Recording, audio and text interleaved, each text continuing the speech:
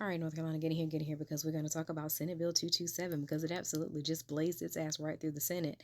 Of course, education with a side of racism because, North Carolina. Now, if you remember, this is the one to, of course, ban diversity, equity, and inclusion in K through 12 grades. And of course, we have the bill is not a ban on history or discussing past injustices. That would be from Michael, I Got a Brown Parent Lee. Yeah. And unfortunately, y'all gonna be stuck with him for a little bit because, he just got back in and what have you. But don't worry about it. How about y'all call his office in New Hanover and ask his staffers to absolutely provide you all with a lesson plan that embodies exactly what he's saying. We'll fucking wait. That's what we need to start doing. Start calling these people's offices and telling them that we need something to show us how they're going to absolutely make this happen. Michael, you have so much to say about teachers. Let's see you come up with a lesson plan just like this. We want to see it. Talking about it makes teachers be impartial. So yeah, so now we can talk about how the Confederacy was nothing but a bunch of losers and y'all are out here worshiping losers. Is that what we're going to do? Because we're not going to portray them as war heroes. We're absolutely not. Y'all lost. The end. Then we have Phil Berger. Now, he absolutely did just announce his bid for reelection, and we're going to be on his ass just like we're on Tom Tillis. So let's see if we can't make him go back to the house and sit down, because I think he's a little bit too old at this point. Clearly, his ideals are outdated, because he said our schools should not be in the business of teaching inaccurate history or creating a learning environment that does not allow free thought or expression.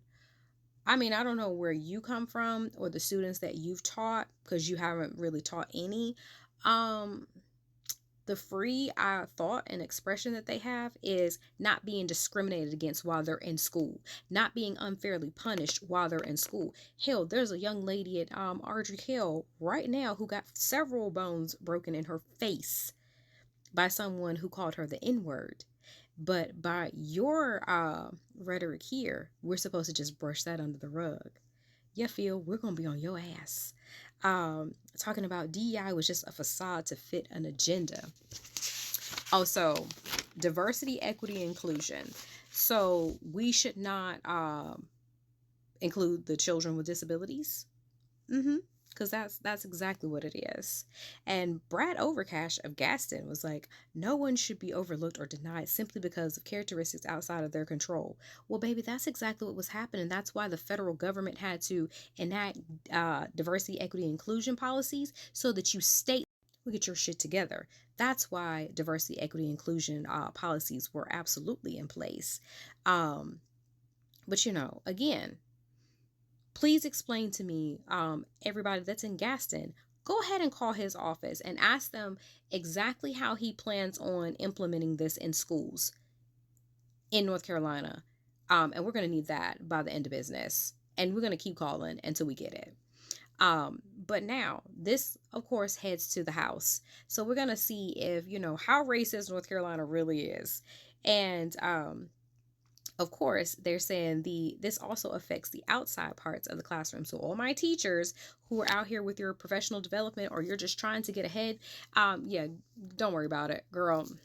Don't even worry about it, because here's the other thing that's at the House right now is a bill to raise teacher pay and reinstate education based salaries. We already know that bullshit's not going to pass, as they're sitting here talking about let's recruit teachers so that, we have more teachers to do what we need them to do. What? Pass on your racist ideology? That, yeah, go ahead and get the people fresh out of school, because that's all y'all gonna get. Y'all are not gonna get any seasoned teachers not paying peanut shells, because hello, did it? And absolutely not with a master's degree, absolutely not. You, yeah, North Carolina no longer does master level pay, so therefore and that was years ago. We're now in 2025. But y'all, where y'all gonna get this money from that y'all claiming that y'all are gonna use for a raise, a significant raise? Because I don't know if y'all see how much shit costs out here, and student loans have just, motherfucking quadrupled. So where y'all getting this money from? Phil, we'll wait.